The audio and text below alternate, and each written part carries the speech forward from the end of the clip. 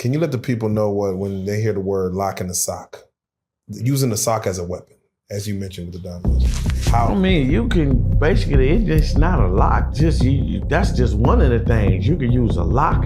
You can use bars of soap. You can use dominoes. Anything hard.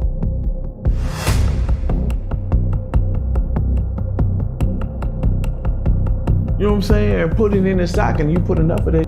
Put 2 socks together, wrap it up. You got the perfect weapon.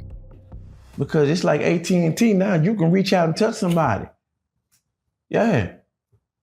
Come on. We talked about your first day in. If you don't mind, the last time you went, your last stint, your last day out, your first day out of that last stint, can you explain how that day was for you as far as, probably leaving saying, I'm not coming back. How was getting through that day and walking out of that cell? Who was there to pick you up? What'd you eat? Like, can you walk us through that last time you stepped foot in that place? I was in Florida then. When I got through, when it was time to go, I was in Florida. Then I was on Coleman 2, actually. So I knew I was finna leave because they put me in a holding cell for like a week and a half by myself, and I'm like, what the f going on? And they finally came and said, well, you facing release. You know what I'm saying? Like, you need to be up in here and we need to do some things. You got to sign some paperwork. You got to go through you got to take these tests. I'm like, tests? What tests? What the f you talking about? You got to take an HIV test. You got to take all kind of shit. COVID tests and all that shit. And mind you, we ain't really know too much about that in there because we were shielded from that. I missed all that shit. Never had COVID, never got sick, none of that shit. Didn't know nothing about it. They hide certain things from you, you know what I'm saying? So I'm in there actually mad, like, don't take this long and let a nigga out this. I wish they wouldn't have said nothing until it was just that very moment. You know what I'm saying? This week and a half that I've been in this cell, I'm walking around this losing my mind and shit like, this is a joke. These hoes trying to me somewhere, put me on some diesel therapy or something, like, I don't know what's down.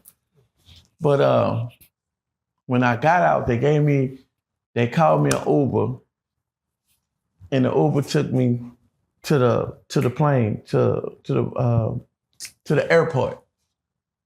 I go to the airport, I'm looking crazy, you know what I'm saying? Because everybody's walking around this talking to themselves, seems like. Mind you, I've been gone so long. There was no such thing as earpieces and all this here. So even while we driving to the airport, the lady, she masked up, and I'm like, I got this mask on her face. I'm like, whatever, man. So she's up there talking up the store, and I'm steady like a dummy, talking about, huh? Talking to me? She's like, no, I'm talking to my auntie. Bitch, ain't nobody else in this car, man. What's wrong with you? You know what I'm saying? Like, so we finally get down. I can't wait to get out of the car. This crazy, you know what I'm saying? Then I get out, see everybody else doing this shit. They just walking and talking, hand gestures and shit. They just, I said, I've been gone too long, man. Something ain't right. People got masks on, so I'm walking through the airport. I'm looking for where to go. And when it's time to just jump on the plane and get back to Dallas. You know what I'm saying? So I got me a cell phone, talked to a few people and did this and that. They're like, oh, when you come home, we're going to throw you a party and all this other type of shit. But I ain't even want none of that. I just was like grateful, super grateful and shit. Things that normal people don't appreciate, I was appreciating. Because the air smelled different. The air smelled different. You know what I'm saying?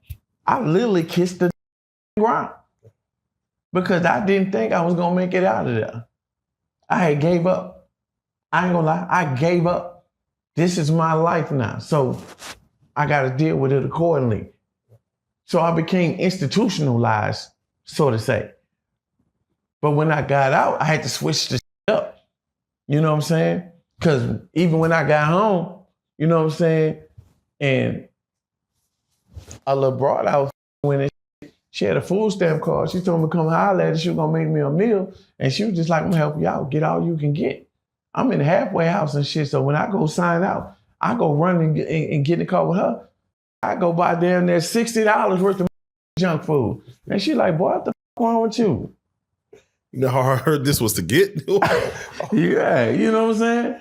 These motherfucking economy size chips, I need these. And she looking at me like, boy, you could have got steaks. You could have got anything. You could have got some real food. I could have cooked for you. And you got all this junk and eat cakes and all this shit. But I'm so institutionalized, that's what I'm used to getting. Mm. And making my own.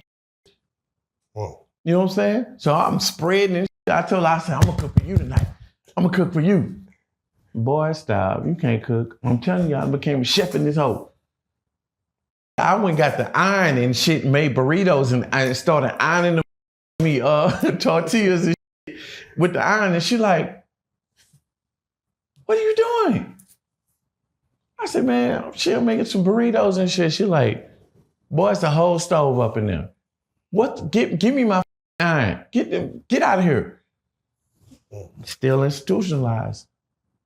Still institutionalized.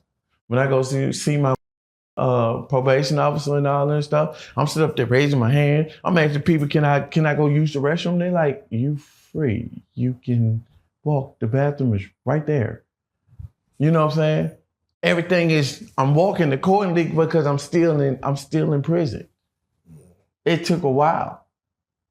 It took a while for me to get out for that.